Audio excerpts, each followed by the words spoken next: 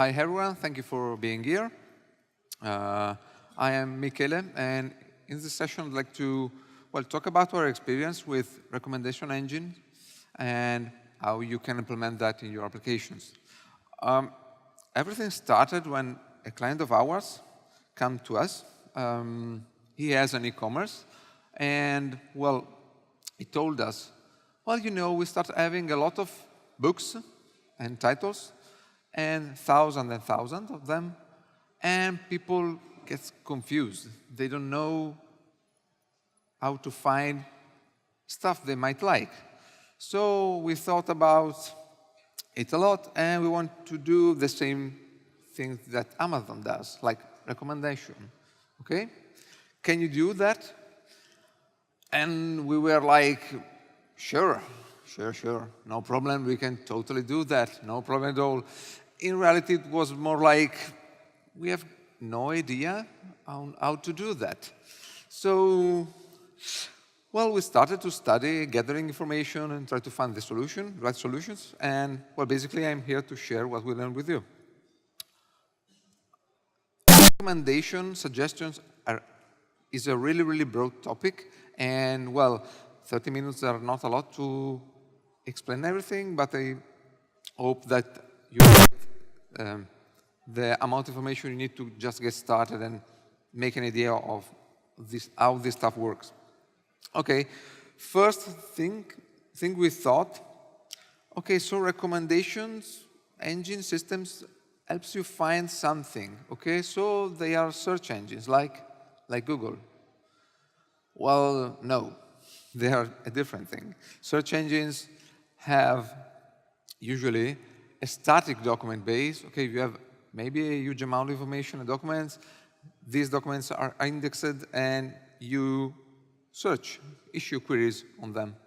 Queries are dynamic, are always different. Recommendation systems, on the other side, do like the opposite, okay?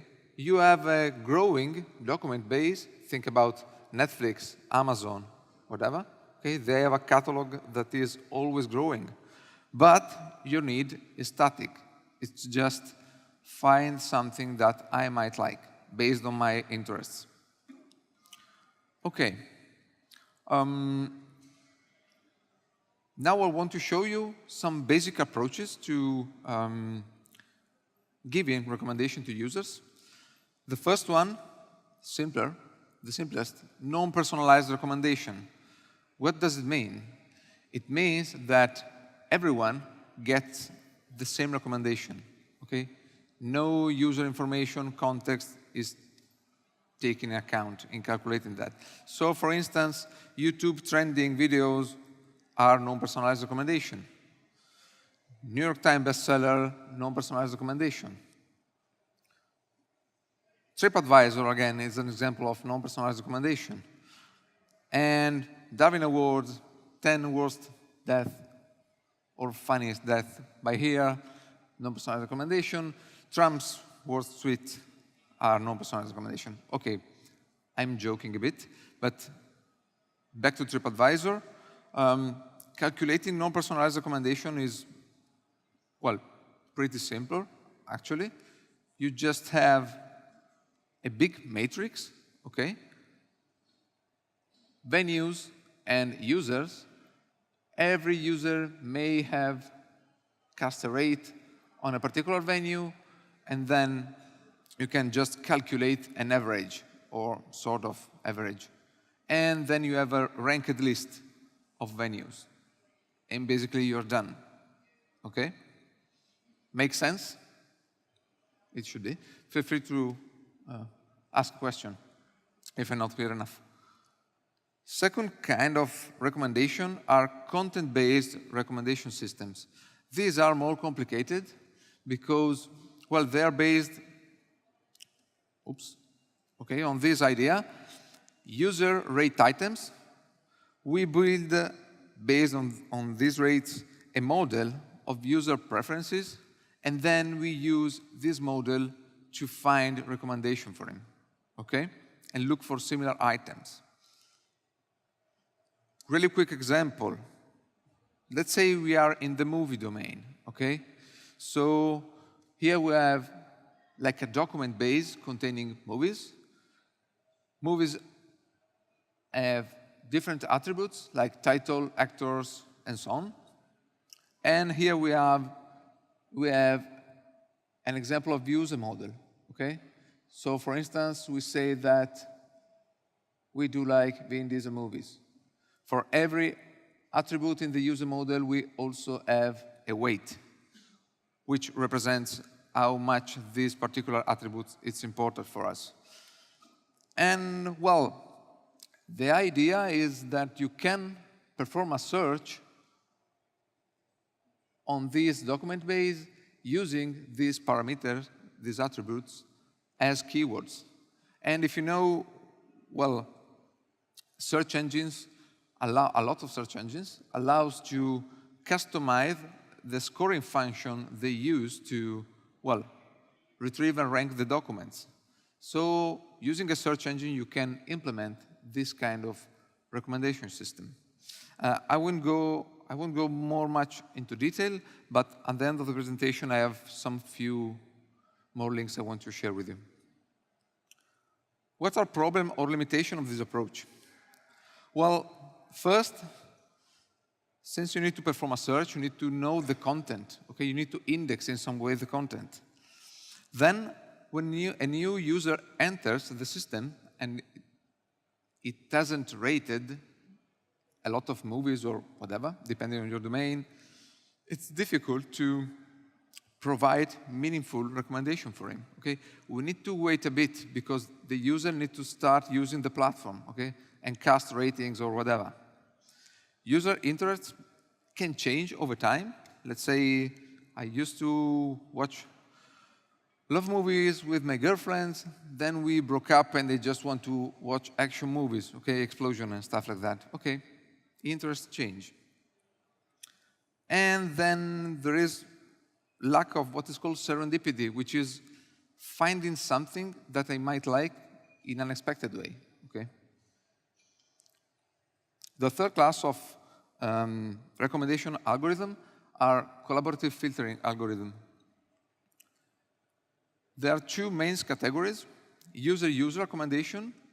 The idea is I want to find people in the platform for a particular domain that have similar taste. And I want to combine their opinion to have a recommendation for me. First approach. Second one, item-item recommendation. The idea here is we find items where other users have expressed already an opinion and use them to get a recommendation to find similar items.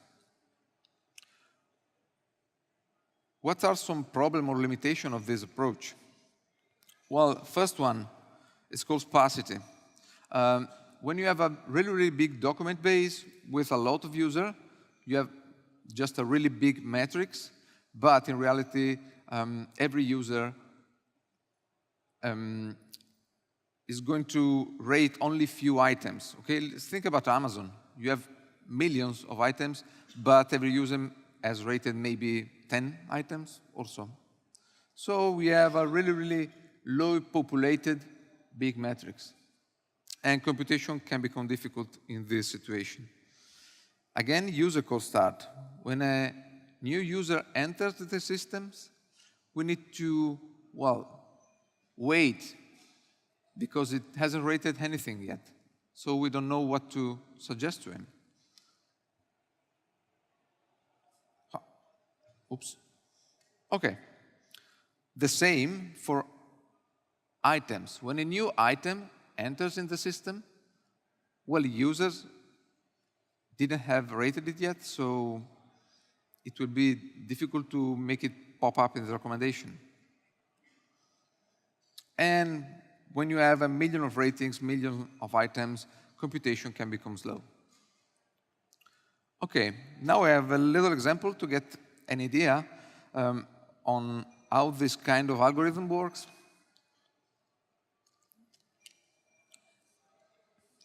Let's say we want to find if Joe is going to like this particular item. Okay? And we're going to use a user-user algorithm. So the first step is try to find similar user for Joe. How can we do that? Okay, first we consider only items both users have rated, and for each item we compute the difference in the rating and we take the average. Okay? In reality, things are much more complicated, but it's fine. It's just to give you a general idea.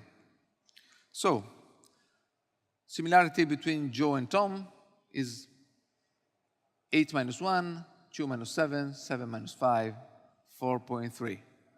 Joe and Alice, the same, 2. Joe and Bob, 0.75. Okay? Makes sense? In this particular context, the lower the number, the better it is. Okay? After that, we have a ranked list, and we can, well, normalize it using this formula. So now we know which are the most similar user to Joe, Bob, Alice, and Tom. In this case, Bob. Okay, now, if you want to predict if Joe is going to like item 3, we took the user rating for that particular item, and we multiply it for the weight we calculated, okay, in this way. So rating for item 3 for Joe is 1.7, which was the similarity score for Bob, multiplied by 7, which was the rate Bob gave to item 3, and so forth and so on. In the end, we got 4.3. If you have more and more items, you can do the same, and then you have a ranked list of items, which this number represents the score for each item. So basically, you are done. You have a recommendation. Make sense? I hope so. Okay. In a real case, you just don't want to use probably all the entire metrics. Here we have like 5 items and 3 users, which is trivial. But if you have a lot of items and a lot of users, computation will become complicated. So usually, nearest neighbor algorithms are implemented, which means we just took people that historically have the same taste as me. Okay? So we need to reason with a smaller set of users. And okay, then we can aggregate them using a weighted sum, like we did in the previous example. Okay, so here is an idea of which algorithm there are available to perform recommendation, to calculate recommendation. Our particular domain was an online bookshop with both paper and digital books, and we wanted to recommend titles, both old and new. Okay, so when performing recommendation, the domain obviously matters, okay, because it helps you defining what can you recommend. For instance, in the movie domain or in the book domain, it could make sense just suggesting new stuff. But if you are, for instance, working for a grocery store, maybe also other items, something that the user has already tried, it could be good. Recommendations are persistent, which means that they are calculated for logged user in the platform, okay? And, well, it's not always the case, and you need to take in account that. If you don't have logged in user or you want to deal with anonymous user, probably you need to reason with a smaller set of data, which is the current user behavior, okay? So you're going to have what is called ephemeral recommendation. That wasn't our case. We have logged in users, so recommendations are persistent. We remember the history of the user in the platform, and we use that to perform recommendation. What else? Yeah, using the platform, the user provides several kinds of input for the recommender system, which can be both explicit or implicit. An explicit input is like, I do like or rate a particular book. Okay, that's a form of explicit recommendation, explicit input. But also, we can have some implicit action. Let's say I put an item on a wish list. Okay, I didn't say in an explicit way that I like that, but it is. Okay. For this particular platform, we wanted to provide two different kinds of suggestion. First one, who bought this also bought, and you might like. We tried different approaches, different systems, and in the end, we go for using an open source server for recommendation, which is called Prediction.io. Is a project under the Apache umbrella. It's based on a solid stack. It's a Java, based on the Java language. And it uses some well-known machine learning libraries like Spark and ManOut and stuff like that. You can, well, install it. There are several ways. You can install it via source code. Probably the fastest way is to just get a pre-baked Amazon AMI and use that if you want to just play with it. The architecture is pretty straightforward. The idea is you have several sources, okay, which can be, for instance, a mobile application, a website, or email campaign, whatever. And all these applications provide data to the prediction server using REST APIs, okay, both for writing and reading data. The prediction server is made up by two main parts. The first one is the event server. It's the one that collects all the user activity that are meaningful for calculating recommendation, and then it passes that to the engines. Engines are the algorithm that actually perform computation and gives recommendation when queried. Okay. Yeah, you can probably, that's the fastest way to get an instance of prediction up and running. Also, there are Docker containers, which will probably also fastest. First part, the event server. Okay, as I said before, the event server is the part of the server which takes care of collecting user data. In prediction, you also have this concept of application, which means that you can create different applications and have all data for this application keep separated. Okay? So with one instance, running instance, you can manage multiple applications. Yeah, again, the interface is a REST interface, so it's pretty straightforward to communicate with that. Which kind of information you need to send to the event server? Well, usually events, which are a triple user action item. For instance, like the user 1 purchased the product X.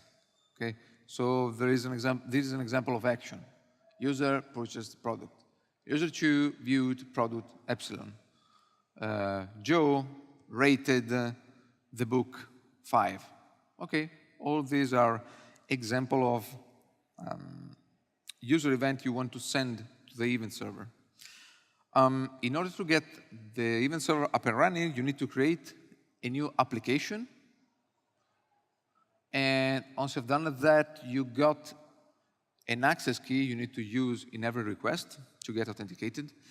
Well, basically, you're done. You can just start the event server, and it will start listening on the port 7070. If you want to try if he's alive, you can just send the request here, and if you got this JSON back, you're fine, alive and kicking. Also, you can access all the events you have saved to the event server via REST API. As I said before, you need to pass the access key, and well, in a real application, this list will be probably enormous. So you need to filter that by providing additional parameters like date, a date range, or a pagination, or stuff like that. Okay, which kind of event should or can we model? Usually, something like rate event, I rated something, like, I put like on something, by, view, and well, depending on the algorithm, okay? But the idea is every meaningful action the user performs on the systems, well, it could be traced to have better recommendation. How can we send that events to the event server? Well, I have a snippet of code in PHP, since the project was an old PHP project, but it's really straightforward. Actually, the SDK for every language is just a thin wrapper around HTTP calls. So here, basically, we are creating an event client, and using create event, we can pass a structure, an array, containing several data, like entity type, which is user, entity ID, the user ID, and additional properties. These additional properties are free. We can send whatever we want, and they can be used to tweak the recommendation. For instance, I can say, well, okay, just give me a recommendation only for digital books, or only for paper books, and stuff like that. Okay. Here an example of another kind of event, this time involving two entities, user and items. Here we are saying that the user performed an action on these items. And also we can provide additional properties. These three JSON snippets are examples of, again, events. The first one is a rate event. So user with ID 1 rated item with ID 1 again with a rate of 4. Or here, the user with ID 1 signed up. Okay, makes sense. All these are sort of events we can just send to the event server and we are fine. Okay, the SDK is really, the API is really small, actually. You can work with the user, okay, send user information to the event server, or with items. And we can record action on items or create event, which is, by the way, this one is a wrapper around this. Pretty straightforward. Okay, let's talk about the engines. Engines are the part of the server which actually perform, that contains the algorithm and perform calculation and give the recommendation. The nice things about prediction is that it's based on a template. So you can have different templates pre-configured for you. You can instance them and getting several kind of recommendation with really little effort. For instance, there is a template gallery on the prediction site. This one is one of the most used, which is called universal recommended. Okay, maybe it's not universal, but it does a lot of stuff, actually. And for instance, you can find similar items or give user recommendation, okay? How can we install one of these templates? Well, again, from the command line, we just get a particular template. Okay, you will find this string in the template gallery, and then it will be downloaded in a particular directory. You go inside that directory, and you need to customize a file called engine.json. Engine.json contains all the customization for that particular engine. Again, if you want to just give it a try, you don't need probably to touch anything. Just two things you need to modify. First one, the app name. Remember, the app name, the concept in prediction.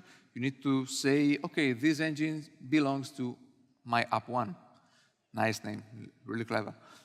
And you need to map event name also, okay? Here, basically, we are saying, okay, I expect you to give me buy and view events.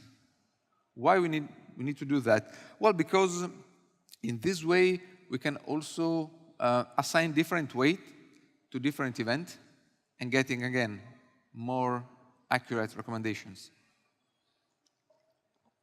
After that, you just need to build the engine, train it, and deploy it. And the engine will start listening on a given port, which is 8,000 by default, if I remember correctly.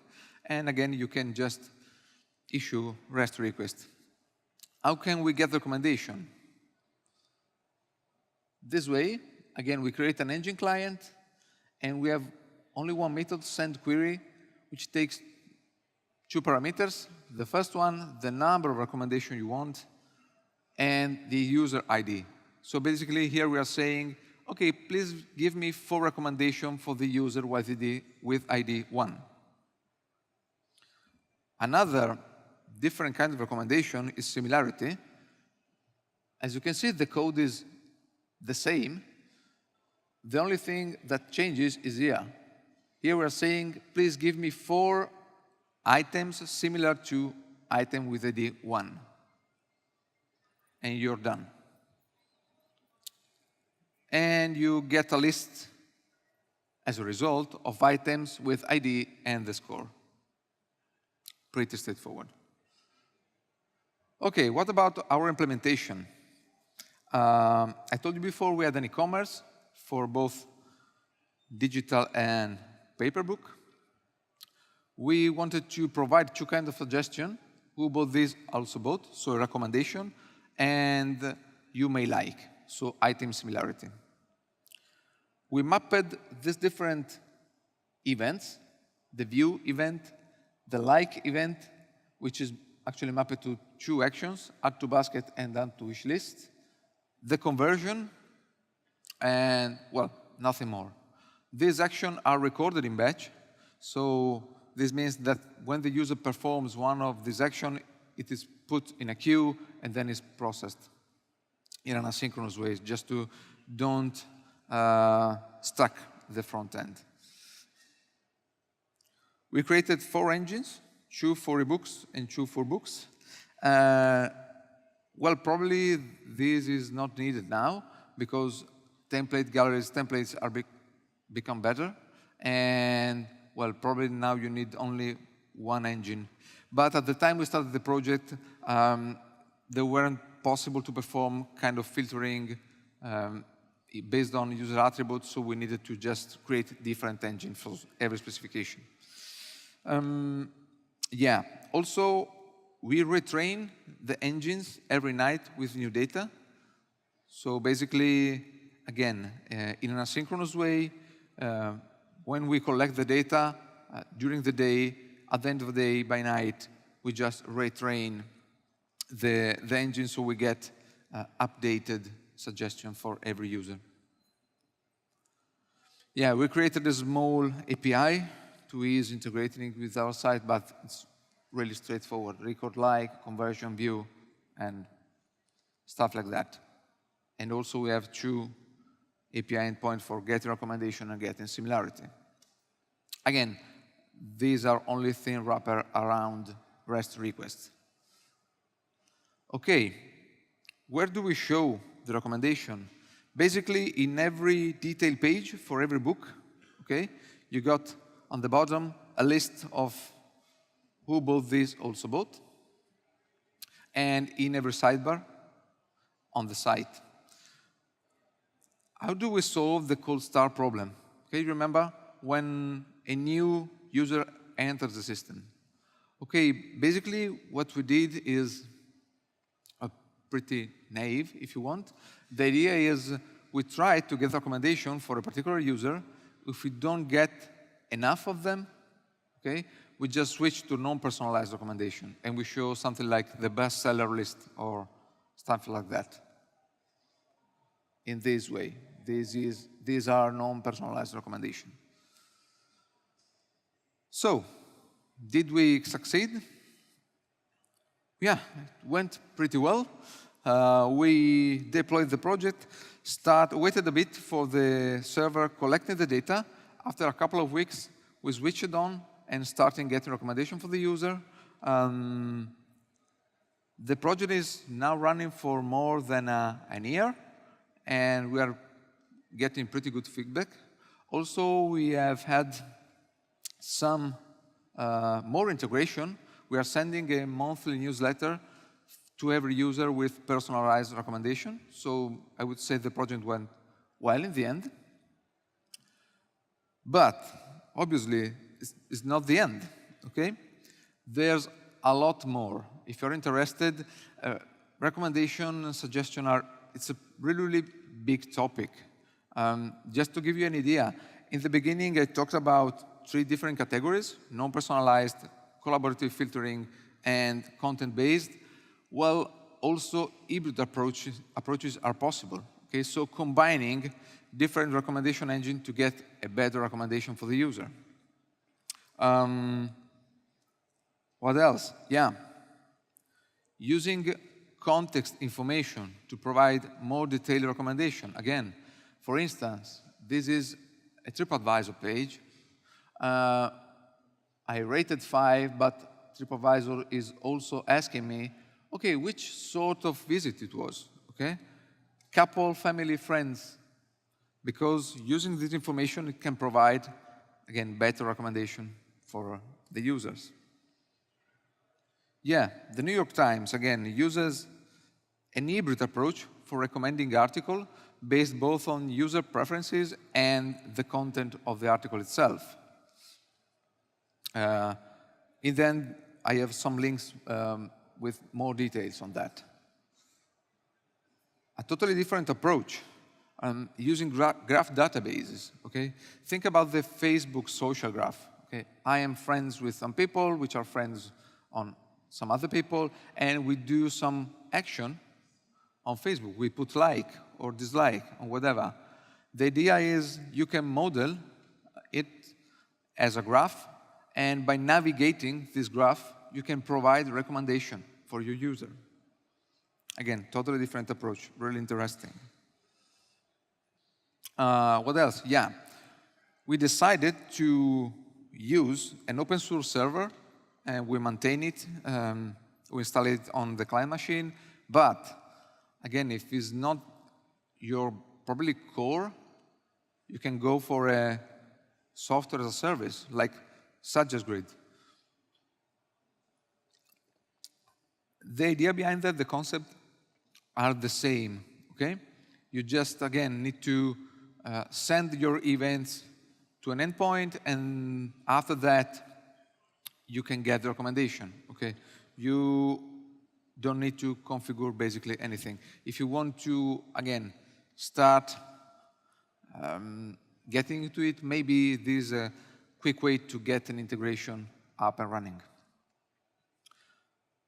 If you don't have a lot of data, which it could be fine, recommendation could not work so well, but still, if you want to implement it on your own without using an external service or using a really big service like prediction, you can try to use a library like this, which this stands for good enough recommendation. It's a really, really simple project made up of just 2 files. One file for the event server and one file for the recommendation algorithm, okay? It's in JavaScript, CoffeeScript actually, but who cares? And if you want to, well, try to understand well how things work underneath, this is a good starting point, in my opinion. Again, on GitHub, you can find a really long list of resources related to recommender system, software as a service, libraries, open source service, whatever. So again, if you want to start digging into that, this is a good starting point. few more links. I don't expect you are able to read that, but if you check out the presentation and download it from the site, you can try to, again, find more information about all this stuff.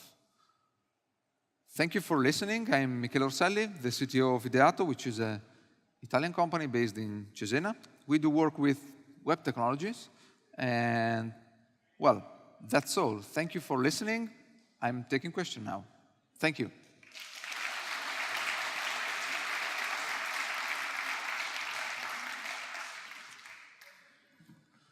Questions so far?